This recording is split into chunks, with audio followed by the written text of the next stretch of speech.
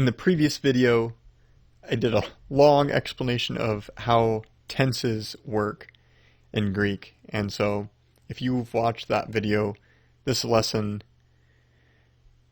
won't be too hard, or there's not much more for me to say here.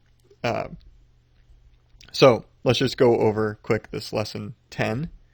And so here it introduces the idea of primary and secondary tenses, which I spent a long time in my video talking through. So you can watch the video to understand what's going on in this section.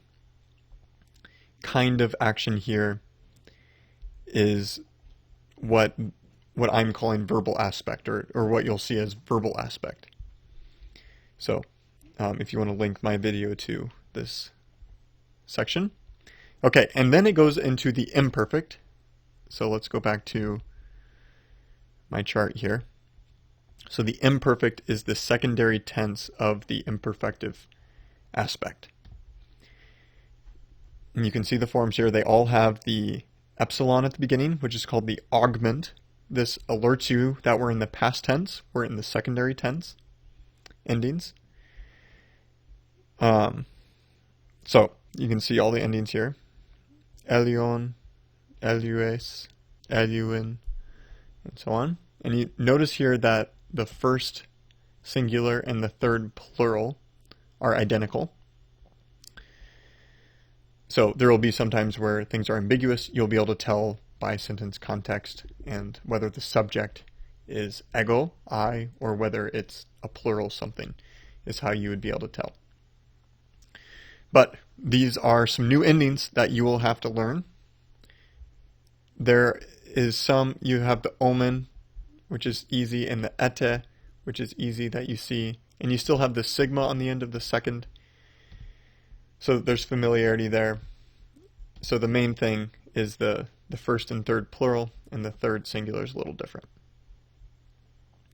But yeah, the main thing here is in the imperfect tense, we're translating like in a progressive type of way, was loosening, versus like a simple past, I loosed or loosened.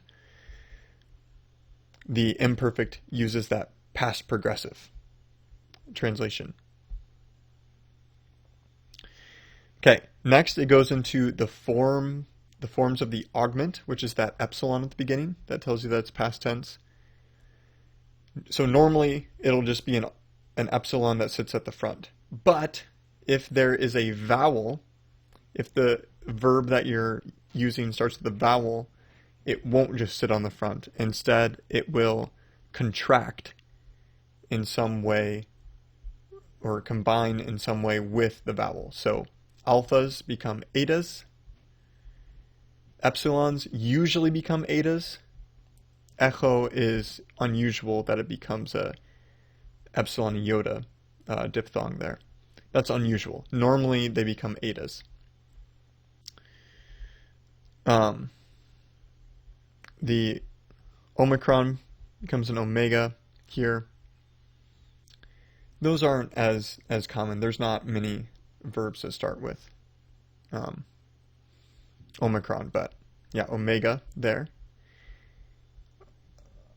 Ero becomes eta, so it's just like here, the alpha becomes an eta, but then the iota subscripts. Evrisko becomes evrisko, or ivrisko, with the eta there at the beginning. And then with compound verbs that have a preposition that start them, the augment is going to go after the preposition. So notice apothnisko becomes apethniskon.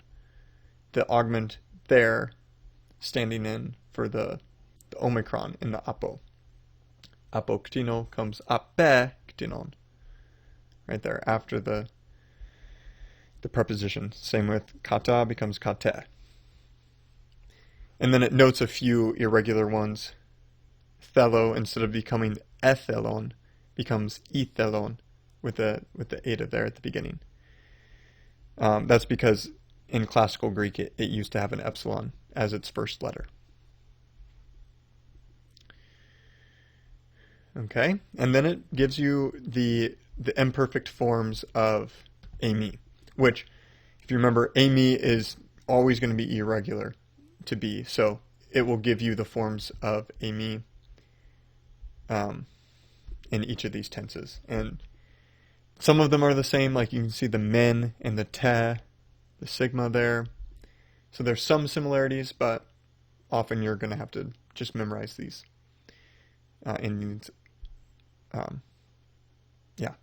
because they are irregular. So, okay, that is it for the imperfect active. We hope you enjoyed this episode of the Bible Toolbox. All of the resources mentioned in this episode are posted on our website, thebiblettoolbox.com. There you can also find out more information on how to give and support us.